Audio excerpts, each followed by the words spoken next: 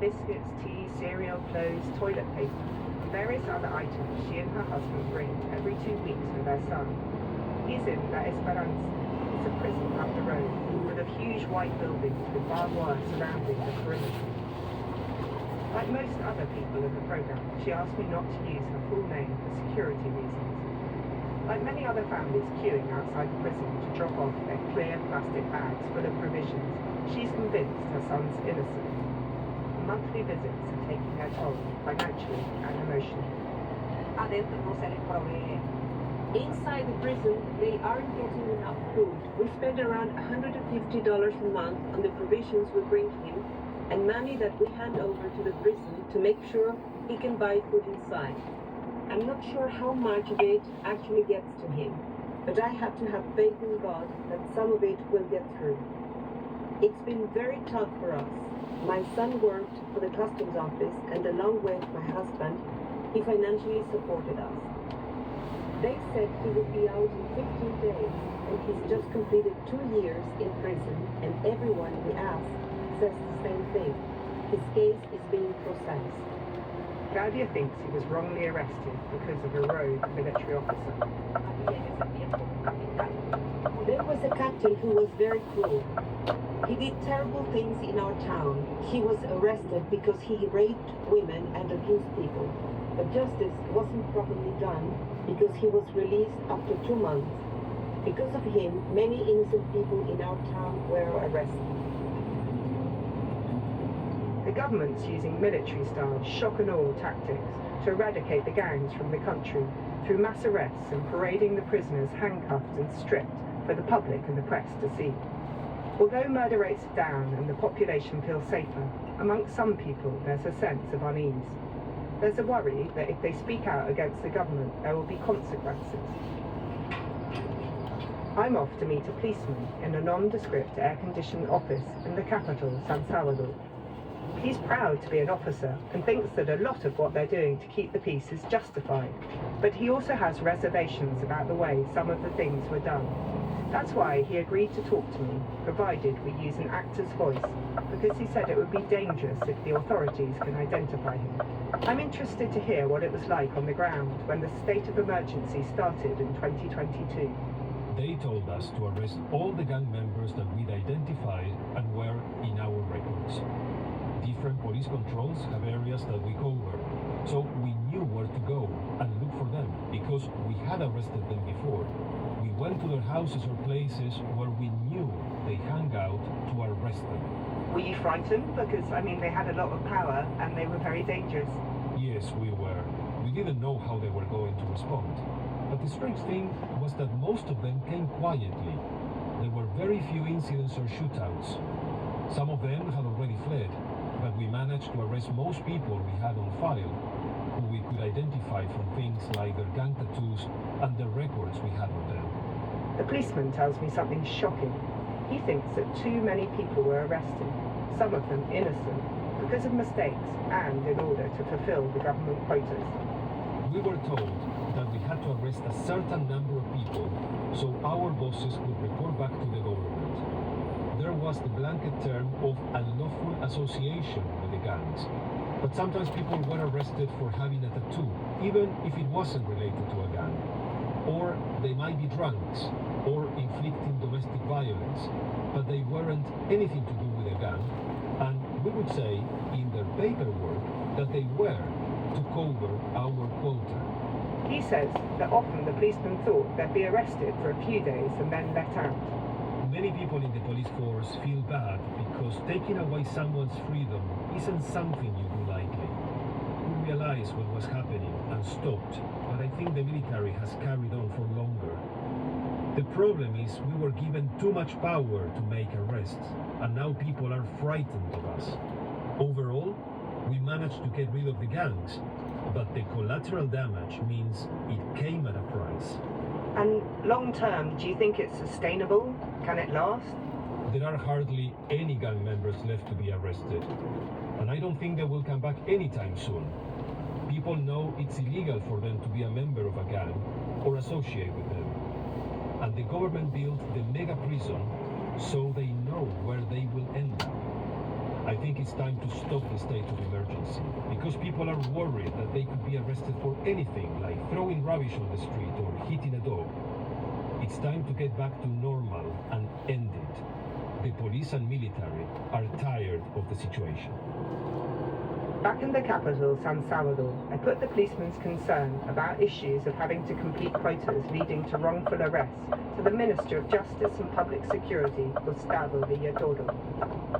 This is not true. The truth is we can build a database, and this is the place when we found those guys who belong to MS or AT. The minister is convinced that the database the police use to capture criminals is working, although he does acknowledge that checks and balances are needed to keep the police and military under control in case there are any rogue elements.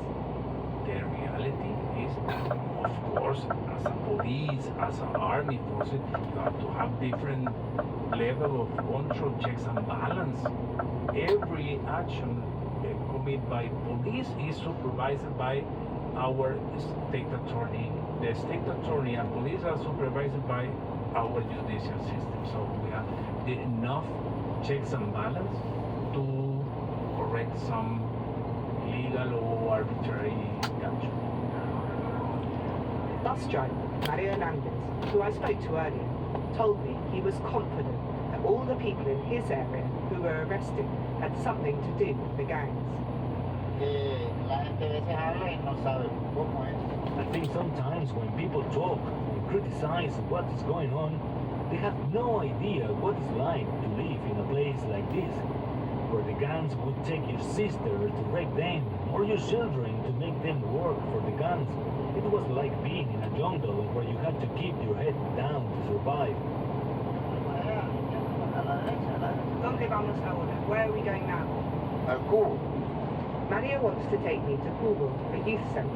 So many young people lost valuable opportunities because of the gangs, and now there's a push to get them back on track and give them a future.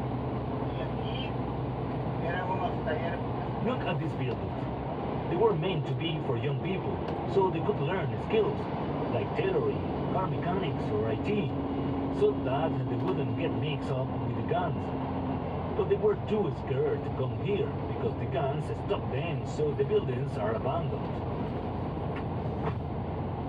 El cubo de Valle Verde 2. This is Valle Verdes 2 Youth Center, Cubo. So it's a big building with dark glass windows and a government sign on it, and this is Cubo. We've just seen some young people going in with their football kit on. There are some dogs lying outside in the shade, and we're going in and there's a sign saying welcome. Fíjense que acá es una zona de oportunidades. Because it's a place where you have opportunities. There are lots of different workshops like dance ones for break dancing, music and singing. Hasmin is 19 years old and she's the receptionist here. She takes me on a tour of the building. Hay talleres de inglés, hay talleres There are English and French classes. It's a space for young people and anyone else who wants to come here. We also have material to help children with their reading and writing. And you've got the value of the month, which is empathy. Yes, every month we have a poster with a different value, and this month it's empathy. The ability to understand how other people feel. As well as the stairs, we have a lift so people with wheelchairs can use the center. How do you think it's changed things for the young people here? que uno no podía salir, ¿verdad? It was so hard before because we were scared to go out, but now we have somewhere to go and we feel safe here. So I really think this government program is fantastic. Back in the capital, San Salvador, builders are busy drilling in Colonia Vista El Lago de Ilopango. They're building new homes for vulnerable people who used to live in houses but not fit for purpose. Aquí hasta me erizo de estar en este lugar. It still gives me goosebumps to be here because this is one of the places where the gangs killed the most people. The neighborhood was built so that families could live here and raise their children, but the gangs took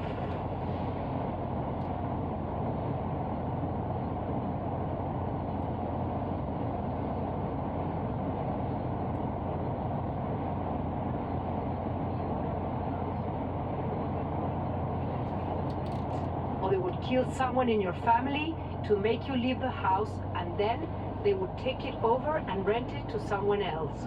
She's taken me to see Luis Daniel Perez. He got a loan for the house that the government had managed to take back from the gangs. But when he arrived, he realized that the gangs were still in charge, and as well as having to pay his mortgage, he had to pay the gangs rent as well. But once the state of emergency started in March 2022, the government was able to successfully round up the gangs, and finally he was free. It's a beautiful passageway here, full of brightly coloured houses and a coconut tree, and I've seen some lush mango trees and all the dogs barking. Taxi driver Luis Daniel lives here with his wife and young children. He describes how desperate he felt when the gangs came here to make him pay rent. Cuando nosotros venimos acá, yo tenía una bebé de 6 meses. When we moved here, my baby was 6 months old, and my son was 2.5.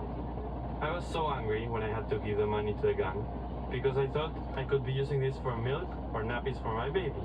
The state of emergency started in March 2022, and that was the last time the gang came to charge us rent. They were arrested and taken away. At first, we were still scared that they might come back, because previous government had promised about the Iron Fist, the Super Iron Fist, truces, and none of it had worked. At first, we saved the rent money in case they came back. But after 5 or 6 months, we saw all the gang members that the government had rounded up, and the neighborhoods where they had gained control of, and we decided that we could finally spend the money on our children. Across the country, people like Luis Daniel feel safe now the gangs are locked up and they can plan for the future. The government says this is the legacy of their crackdown, and they're determined to do whatever it takes to keep the peace, despite criticism of the process. That's all from Assignment. I'm Jane Chambers. My editor in London was Penny Murphy.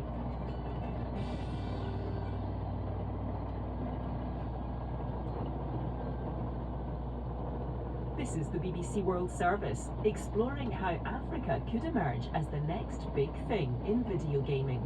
I'm Cody Spikey. Ready, set, begin. I'll be exploring how developers across the continent are competing with the giants in North America and Asia, and taking their share of an industry worth over $200 billion. Gaming Africa, Thursday at 8:30 and 19 GMT. Or listen now wherever you get your BBC podcasts. In 50 minutes, witness history. I'm taking you back to when Pandemania hit Taiwan. In 2008, China gave Taiwan a gift of 2 pandas. This practice, known as panda diplomacy, is thought to date back as far as the 7th century. This is the BBC World Service, the world's radio station.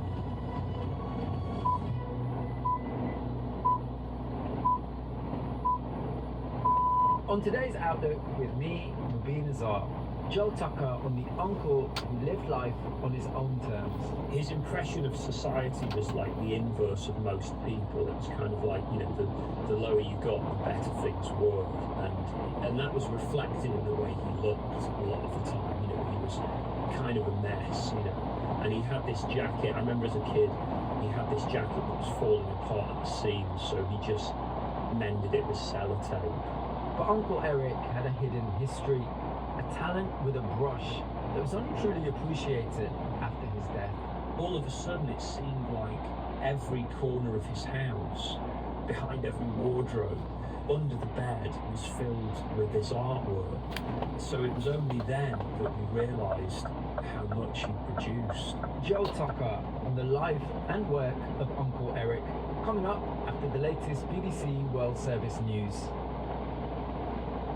Stuart McIntosh with the BBC News. Hello. The jury has been selected in the criminal trial of President Biden's son Hunter. He has pleaded not guilty to lying about his drug use when applying to buy a gun in 2018. The defence will argue he did not view himself as an addict at the time. David Willis reports. Biden has been accused of lying to a gun dealer by failing to disclose his drug use in order to purchase a firearm at a time when he was actually addicted to crack cocaine. He's charged with illegally possessing that weapon, the Colt revolver, for 11 days back in 2018. Hunter Biden has pleaded not guilty. His trial is expected to last a couple of weeks. The US says it submitted a resolution to the UN Security Council calling for the implementation of the three-stage Gaza ceasefire and hostage deal unveiled by President Biden last week. The US ambassador to the UN says numerous leaders and governments endorsed the plan. She said the council must not let this opportunity pass by. The jailed Iranian human rights activist and Nobel laureate Narges Mohammadi has said in a letter to the BBC that the images of children burning in refugee tents in Rafah after an Israeli attack depict the decline of humanity in our world. Ajid Ashfar reports.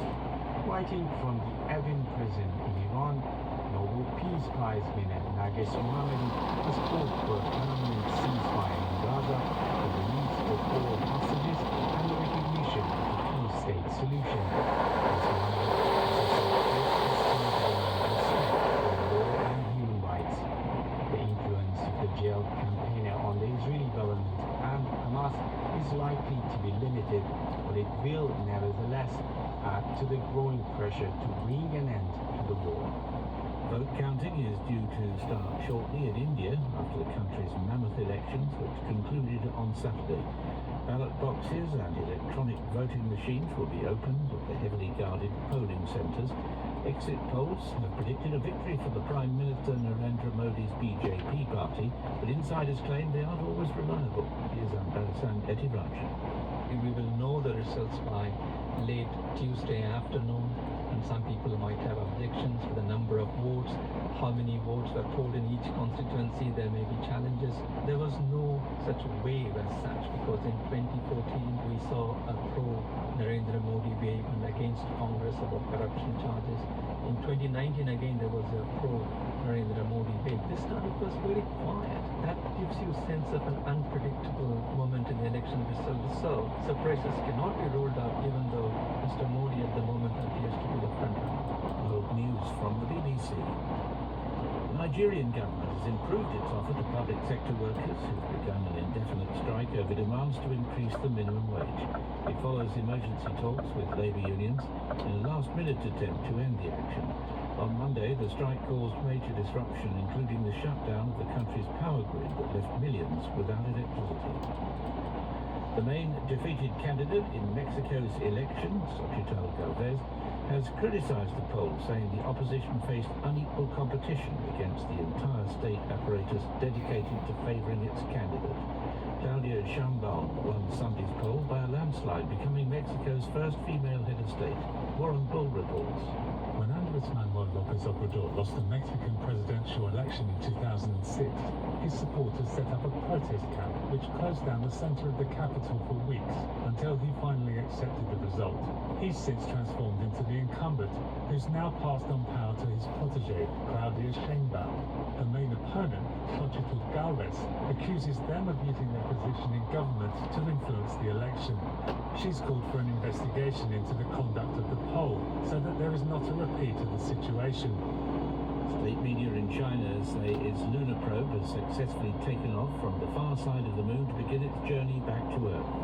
The Chang'e 6 module landed on Saturday in a volcanic basin close to the moon's south pole and has collected samples of rock and soil. They're expected to be very different from rock formations on the near side of the moon. Researchers in Australia say the continent's thunderbirds, giant prehistoric flightless birds, thought to be ancestors of emus and ostriches, were in fact the biggest geese ever to have lived. The reclassification follows analysis of 45,000-year-old skull found in the South Australian desert in 2019. BBC News.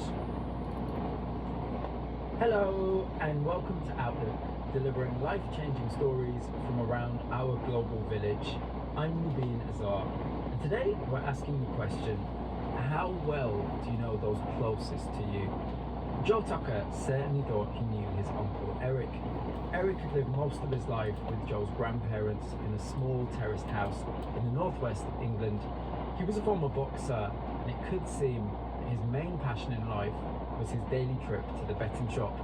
He was also a self-taught painter, just a hobby, or so the family thought. Eric never exhibited or sold his work.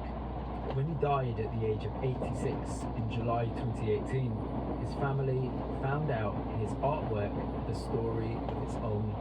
Joe has fond memories of his unconventional uncle. I grew up with my parents and my older brother in Warrington, which is a former industrial town in the northwest, right between Liverpool and Manchester. And pretty much all my family lived in that area, including my uncle Eric, who was my dad's older brother. He was about 10 years older than my dad. And he lived with my grandparents pretty much all of his life. Not very far from us was an end terrace council house that they moved to in the 1950s. He wasn't married and he didn't have children of his own, so he was very involved in my life as a child because he picked me up every day from school, normally with my grandmother in tow along for the ride. So yeah, up until the age of about 11ish, I would see him nearly every day. We'd go round to their house on Sunday, we'd go and visit with my dad on Sundays and visit them.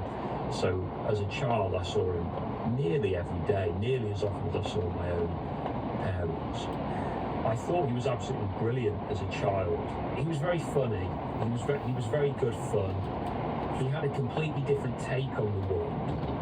His impression of society was like the inverse of most people. It was kind of like, the lower you got, the better things were. And that was reflected in the way he looked a lot of the time. He was kind of a mess, his hair was, he never paid to get his hair cut. His mother did it at home with kitchen scissors. And he had this jacket, I remember as a kid, he had this jacket that was falling apart at the seams, so he just mended it with sellotape. I thought all that stuff was brilliant.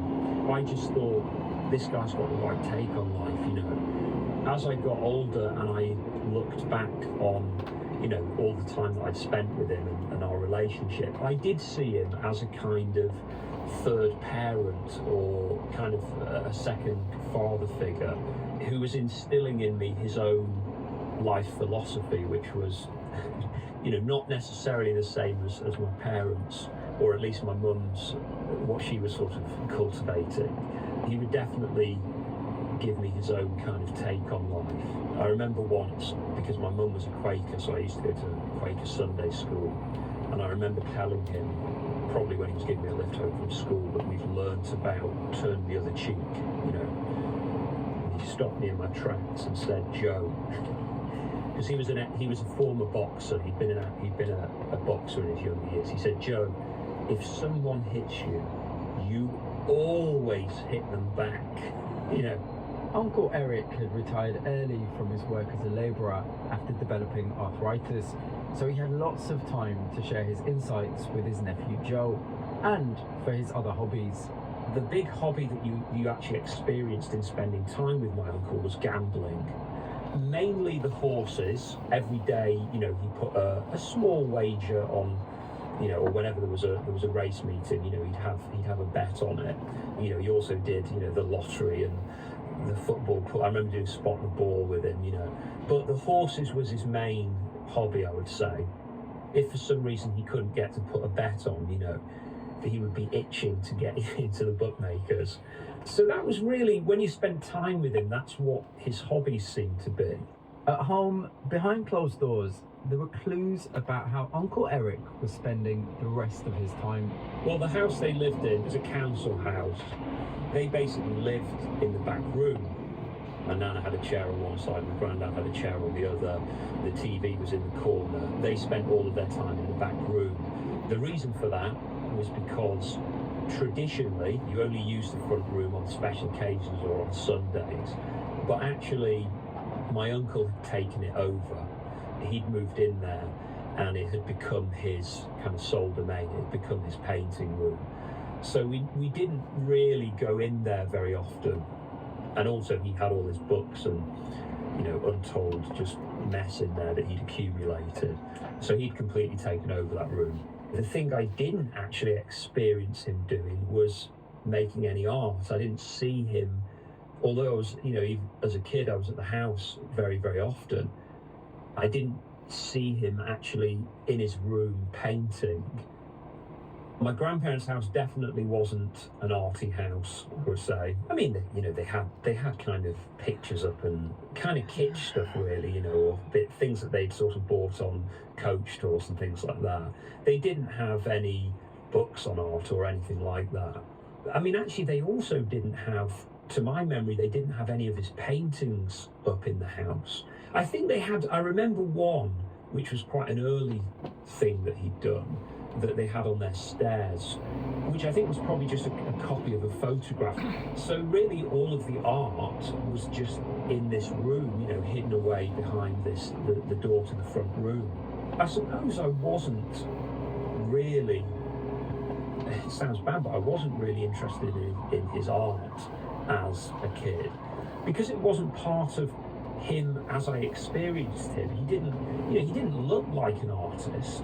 He just looked like a guy in the bookies. I don't think I didn't take too much of an interest in it. I mean, I was quite big into art myself as a kid. I was always kind of drawing and stuff. So I suppose, if anything, I thought, I'm the artist, as you do kind of arrogantly as a child, So, yeah, I didn't investigate it too much.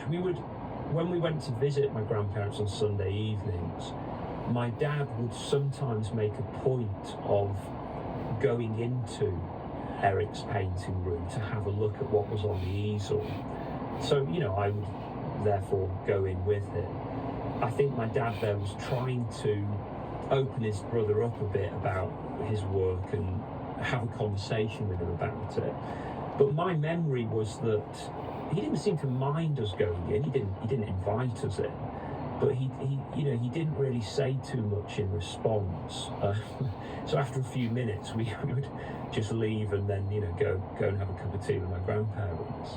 So yeah, I didn't see too much. And there was one occasion I remember that I saw him draw in a pub. Maybe I was about 10 or 11, and he'd taken me into the pub with him on lunchtime.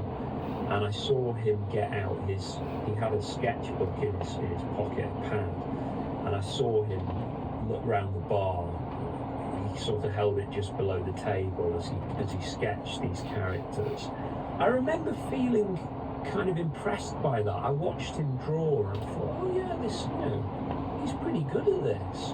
But I didn't think much more of it. I didn't think, well, probably he's good at it because he's done a lot of it. Because it was just that one time that I In his late teens, Joe left home and went to art school in Manchester, then on to film school in London before starting a career as a TV scriptwriter. As time passed, Joe lost that day-to-day closeness with his Uncle Eric and his grandparents too. Well, I think when I moved away, you don't really think it does change, but I suppose, of course, it does. Looking back, you think, well, you don't see them as much. They would go around to my parents every Sunday for lunch, so I would see them when obviously I went up to visit my parents, and I would see them then. My uncle, I seem to remember he would always collect the CDs or DVDs that came free with the Mirror. He'd always hand one of these over to me, whatever they were, whether it was 2 classic episodes of Open All Hours or a kind of cardio workout DVD. Like he'd give me this thing, So I would, I still saw them, but just not as frequently. I'd sometimes phone Eric, see how he was doing. Certainly always rang him on his birthday. Certainly always rang him before the Grand National and asked him, what should I put £10 on? And I have to say, more often than not, he was right. But yes, I just wouldn't see them as much. Soon, Eric found himself living alone in the terraced house. His mother died when he was in his mid-70s. I suppose he would have been, about 76. And then he lived alone in the house for 10 years. He died when he was 86.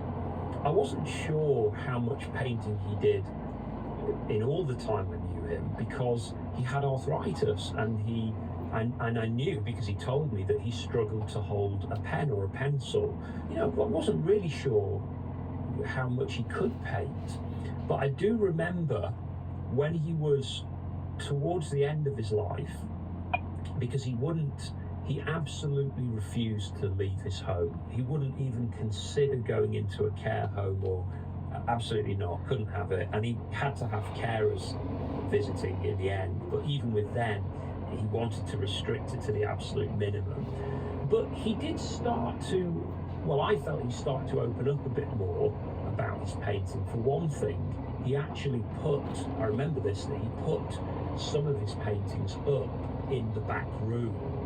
They were portraits he painted, I'd never seen them until he put them up, of his mother, his grandmother, and his father who had died in the war when he was young. The other thing I noticed as he was living in the back room, eventually, when he got old, he couldn't really move very well, so he was basically living in this one back room. I mean, eventually his bed was down there and he was sleeping there.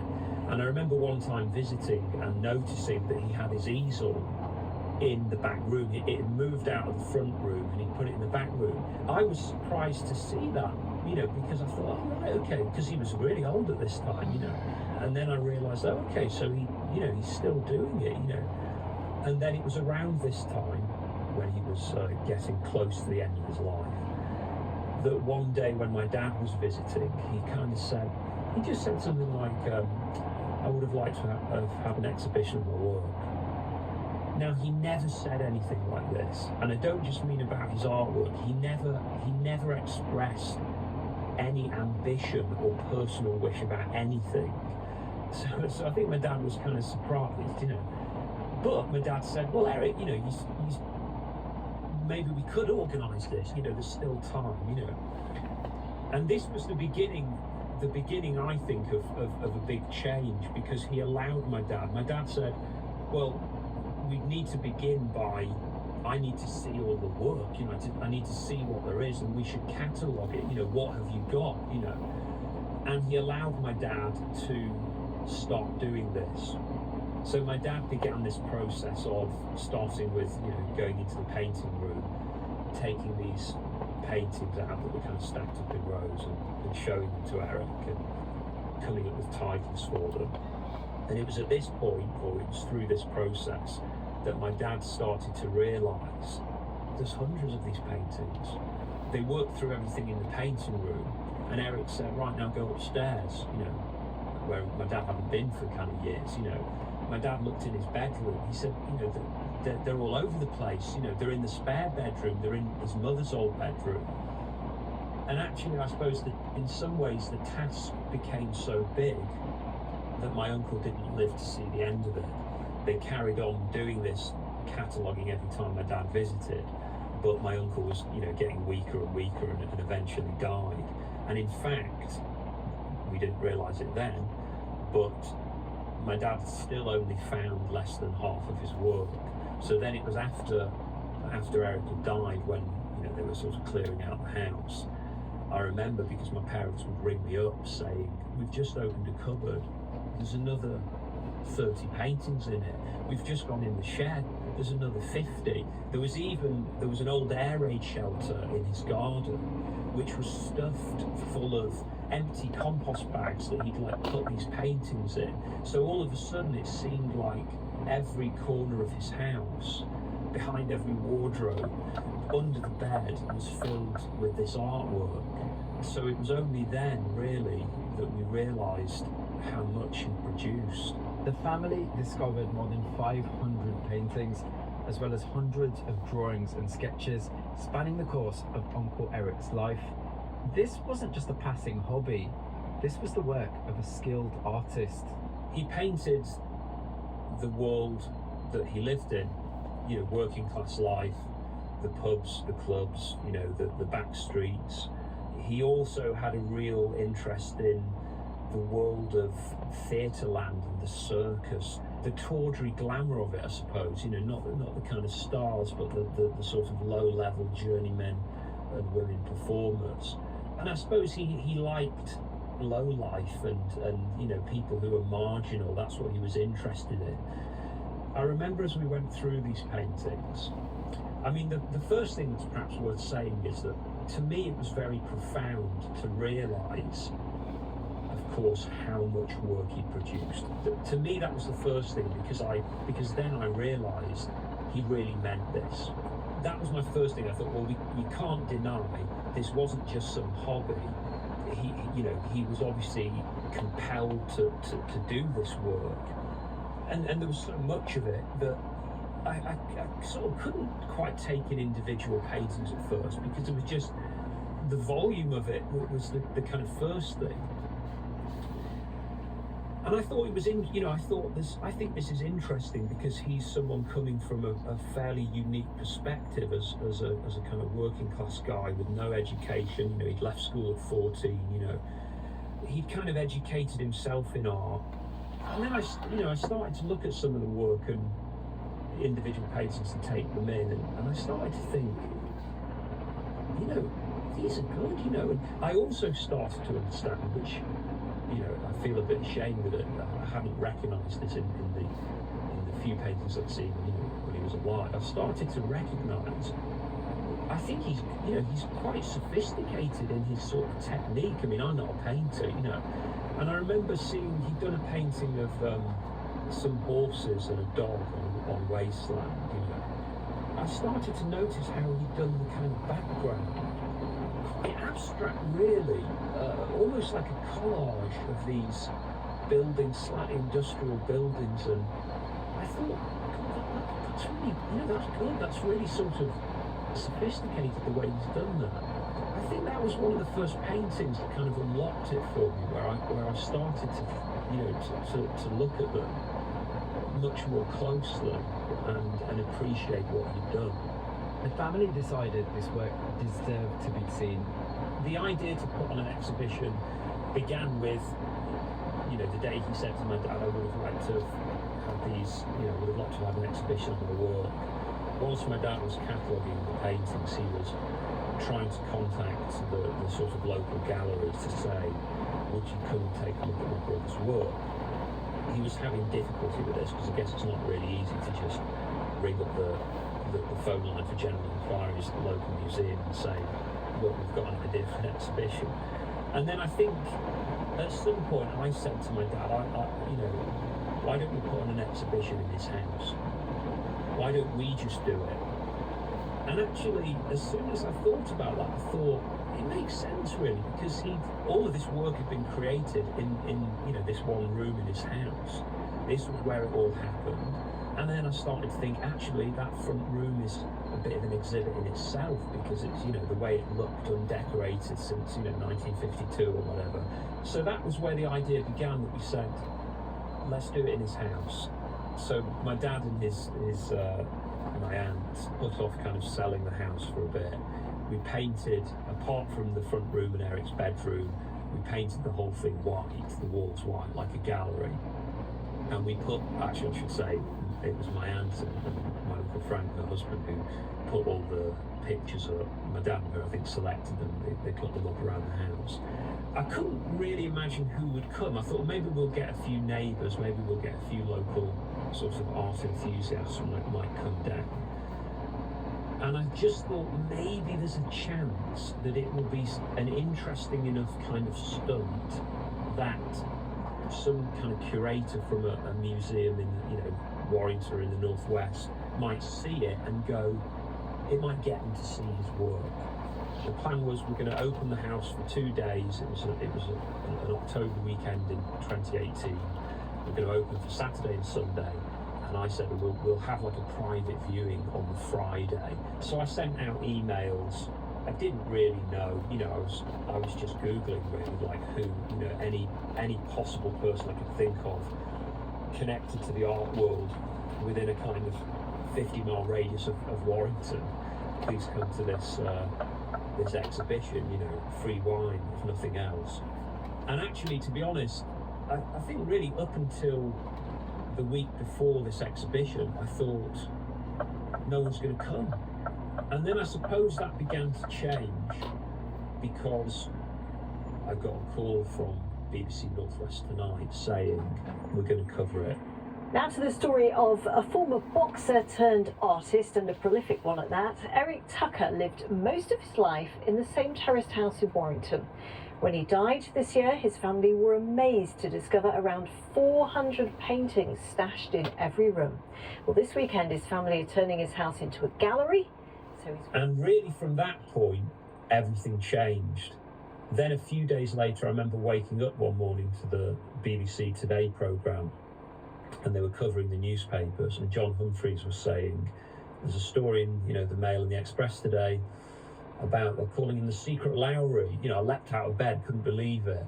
Lowry is like my uncle, a painter of northern scenes in northern British life. So yes, they'd given him this name, the Secret Lowry or the Secret Painter. I suppose because all of this work had been hidden away in his house for decades.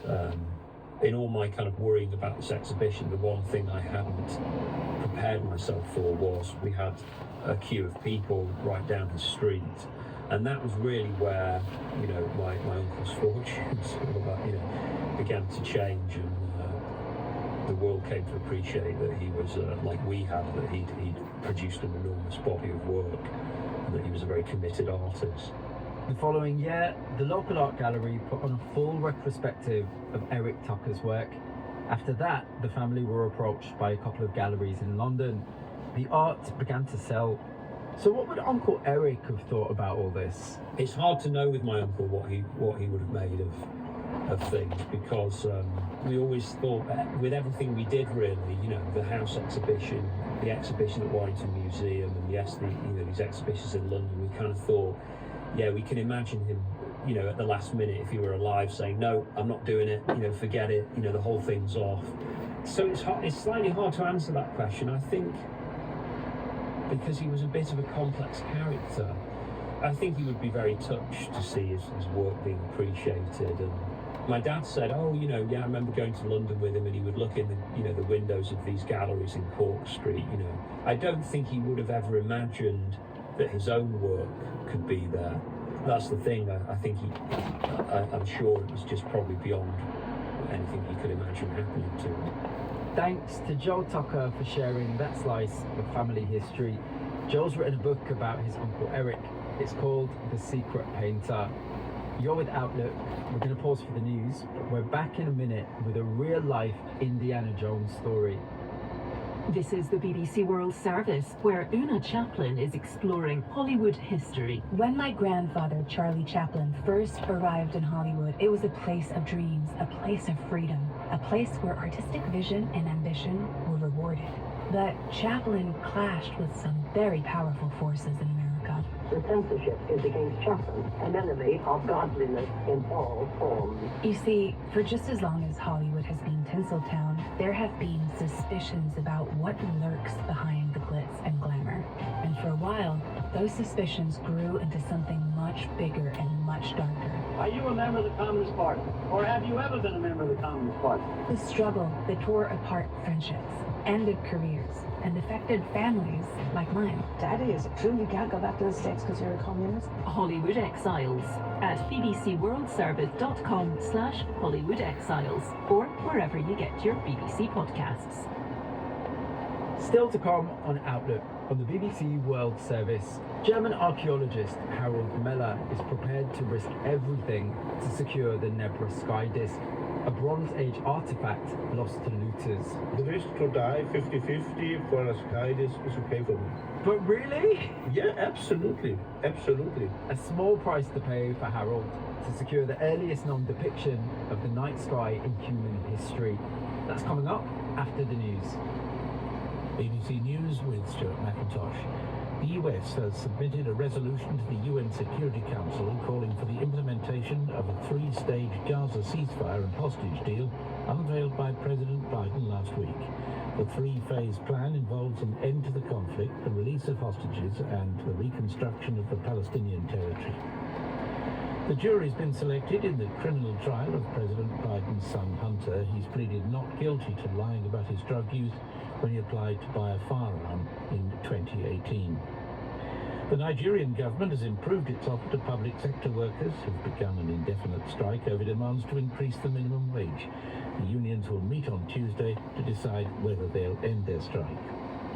The imprisoned Iranian human rights activist Narges Mohammadi has sent a letter to the BBC in which she calls for a permanent ceasefire in Gaza. Writing from Evin prison in Tehran, Ms. Mohammadi says the images from Gaza depict the decline of humanity in our world. Vote counting is getting underway in India after the country's mammoth elections, which concluded on Saturday. Results should come in later on Tuesday. The Indian Election Commission says a record 642 million people voted. The defeated candidate in Mexico's election, Xochitl Galvez, has criticized the poll, saying the opposition faced unequal competition. Claudia Sheinbaum, an ally of the current president, won Sunday's poll by a landslide. State media in China say its lunar probe has successfully taken off from the far side of the moon after completing its mission. The Chang'e 6 module will bring back rocks and soil samples from the far side to Earth. And researchers in Australia say the prehistoric flightless bird, thought to be the ancestor of emus, were in fact the biggest geese ever to have lived. And that is the BBC News. Welcome back to Outlook with me, Mubin Azar. Now we're getting to that time of year when in the Northern Hemisphere the days are getting longer and we edge towards the summer solstice. It's a time that evokes joy, fascination and religious devotion, if you're that way inclined. Human fascination with